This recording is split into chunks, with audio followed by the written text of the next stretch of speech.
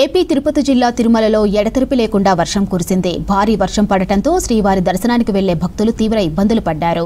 దర్శనం చేసుకుని వెలుపలకు వచ్చిన భక్తులు వర్షానికి అవస్థలు పడ్డారు. శ్రీవారి మెట్టు అలిపిరి నడక దారుల్లో భారీ వర్షానికి భక్తులు ఇబ్బందులు పడ్డారు.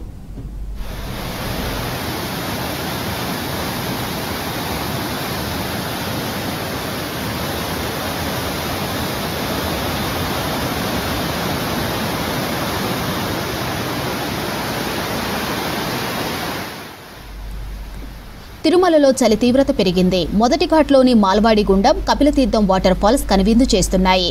పెరసాటి మాసం వీకెండ్ కావడంతో తిరుమలలో రద్దీ కొనసాగుతుంది.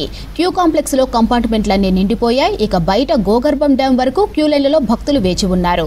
సర్వదర్శనం టోకెన్లు కలిగిన భక్తులు నిర్దేశించిన సమయానికి మాత్రమే క్యూ లైన్కి వెళ్లాలని టీటీడీ విజ్ఞప్తి చేస్తుంది. ఇక కేటాయించిన సమయానికంటే ముందు వెళ్లిన వారిని క్యూలోకి అనుమతించారని స్పష్టం చేసింది టీటీడీ.